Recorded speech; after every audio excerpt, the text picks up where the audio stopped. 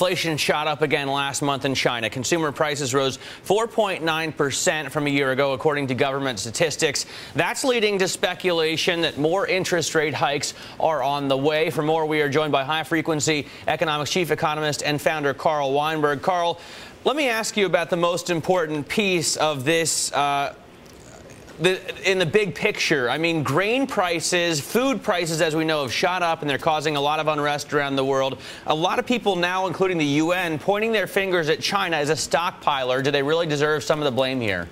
Well, China is a very big stockpile of grain, that's for sure. They have about one-half of the world's rice reserves, one-half of the world's corn reserves, about one-third of the world's wheat reserves, and about a similar proportion of their rice reserves.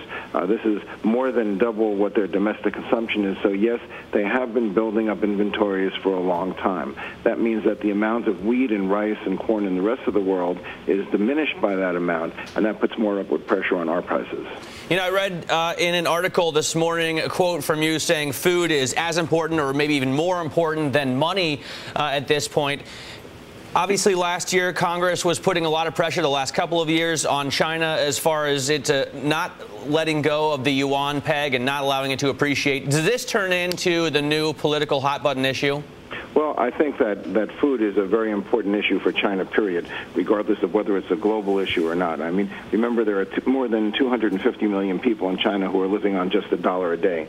And unlike us, you know, the price of Rice Krispies goes up a little bit when the corn price goes up, and we have less money to spend on Blu-rays. But in China, people who are living on $1 a day don't have any discretionary purchases to give up. Higher food prices means less food for them, and that's a political and a social problem. And that's true not just for China, but for the whole developing world. So these food price increases are very, very politically charged, particularly for most of the people in the world who aren't as lucky as we are in the G7 and are a lot poorer. So what can China do about this for its people? I mean, is letting the yuan appreciate one choice for alleviating the inflation pressures there?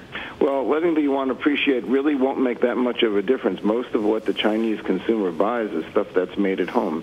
And prices of goods that are made at home, other than food, really aren't going up that much. China has a distinctly different food problem. It's not the grain prices that are going up, but it's the price of things like fish, vegetables, fruits, and these are caught up by the big drought that they're suffering in China, as well as other supply constraints. They have a specific food problem that's not really related to the grain. They have plenty of grain. It's these other perishables that they're running short of. That's why their food prices are up 10.3% year over year in this latest report. Non-food prices are up only 2.5%, and while that's accelerating a little bit, that's nothing to really be concerned about. It's all about food, specifically perishable food in China, and that's their big problem right now. Got it. All right, Carl, thanks so much for joining us. Carl Weinberg there, founder, chief economist at High Frequency Economics. He focuses on this in his weekly notes.